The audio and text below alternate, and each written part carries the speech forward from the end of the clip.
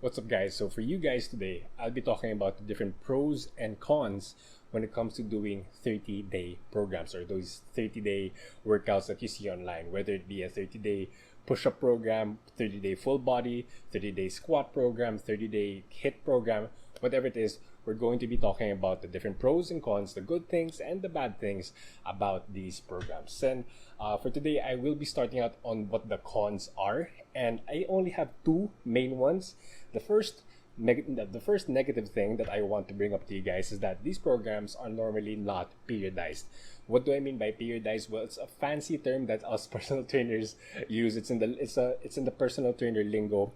Periodization, basically, in a regular or in supposedly in a regular program, there are going to be periods or phases within your program that are going to prioritize. Example: strength phase, power phase, hypertrophy phase. Hypertrophy basically means muscle growth. Different phases prioritize different things, and within those phases, there are high intensity or low intensity days, high volume or low volume days. So the reason why we periodize our workouts or the workouts of our clients or our athletes is primarily because we want you guys to we want to manage your fatigue. We want to manage your recovery.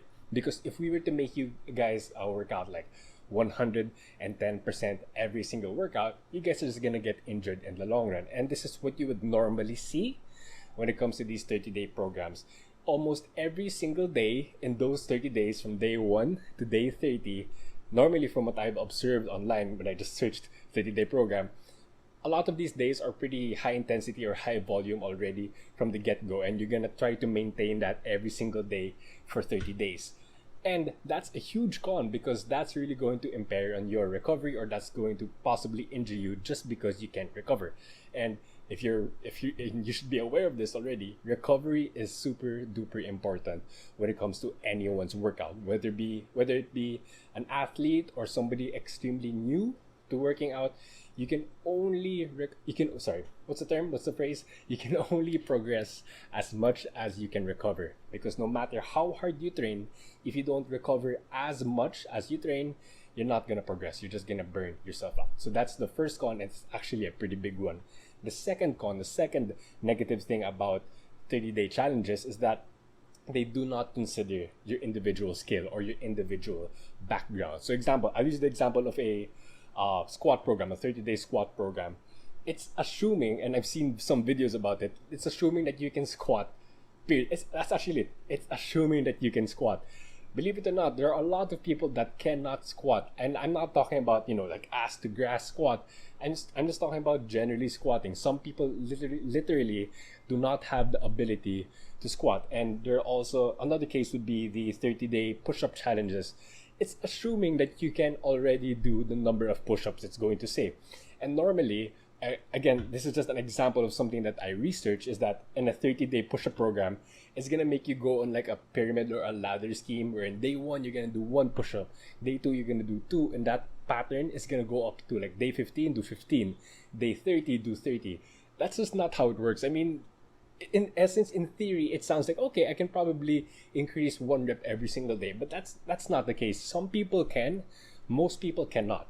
And this is especially true for the people who are just starting out. You cannot, or these programs cannot and should not expect that everyone can finish every single workout, and in every single workout, every rep of every set to be performed with the utmost utmost quality. So that's the thing. I don't like these programs in the sense that they are cookie cutter. And I've explained in another video that these cookie cutter programs have some benefit. But in this case, when it comes to forcing it within a 30-day period, it's probably not the smartest thing. Just because, the two cons that I mentioned, the one that it's not periodized or that it doesn't prioritize recovery, and the second one is that it doesn't consider your individual skill, these two will lead to injury. Or, okay, it's hard for me to say that it's really going to injure you within the 30 days, but generally speaking, these points, if somebody ignores recovery, if somebody ignores individual background, you're just setting yourself up for injury like sometime, like near future, far future. Not prioritizing these things will definitely hurt you in the long run. But, and I know it sounds like that it's a done deal, that I hate these 30-day programs. I do have some pros, or there are some benefits that I think some people can get out of these programs. And I have two. Well, hear me out on this one. The first pro of these 30-day challenges is that assuming that they actually complete the 30 days pain-free, injury-free, without a doubt, they are definitely going to be better compared to where they were at day one. So your day 30 self is definitely going to be better than your day one self. Why? That's because for 30 days you actually work. I'm so aggressive that I'm hitting my shaker. Just gonna put that there at the side. It's why? Because for 30 days you actually put your body through a lot of work, and this is especially true for absolute beginners.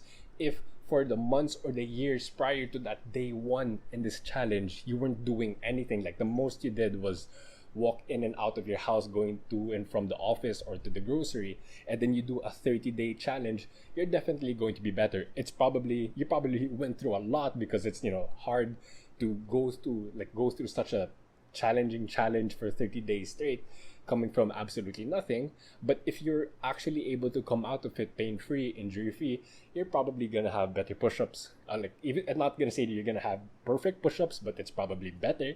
You're probably gonna squat better. Your endurance, your cardiovascular capacity, your lung capacity is probably better. So that's a good pro, that there is going to be progress. How much progress, I can't guarantee. I can't really speak for everyone, but without a doubt, if you're able to finish all 30 days, then you did a good job. You're probably way better than you were when you first started.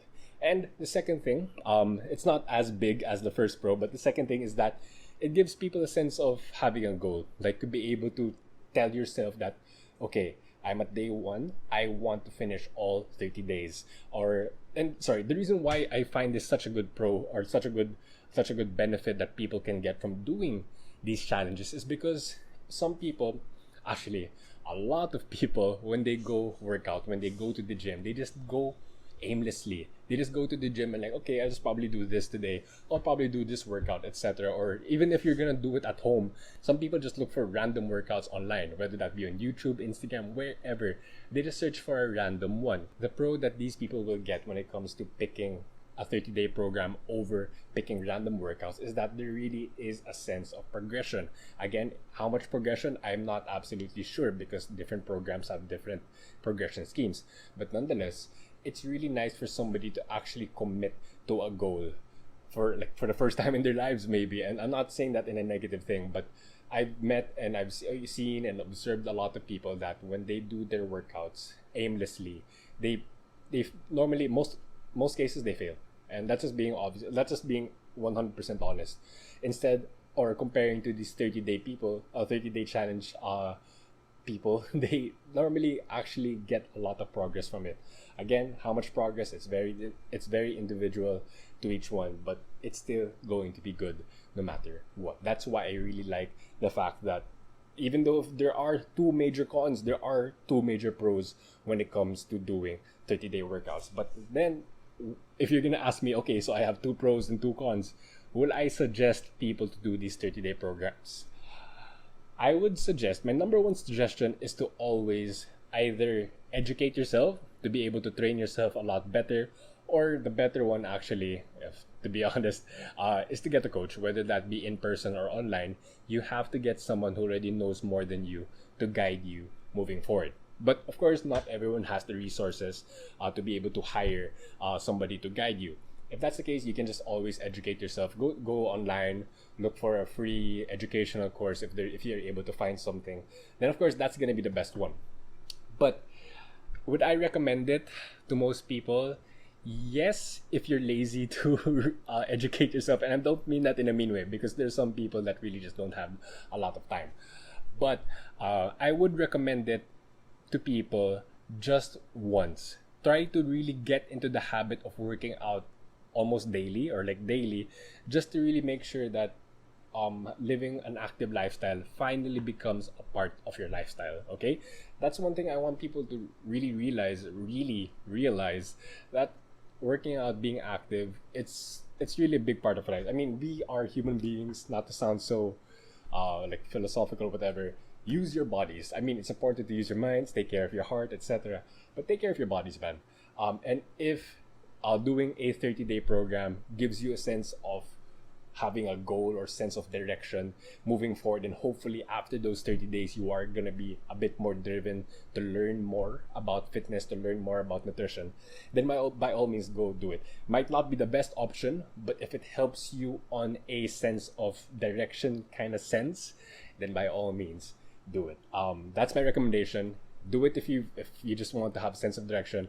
Afterwards, educate yourself. I know that this video could have been done or achieved in a lot shorter. I think, what am I, like, what, 10 past 10 minutes already.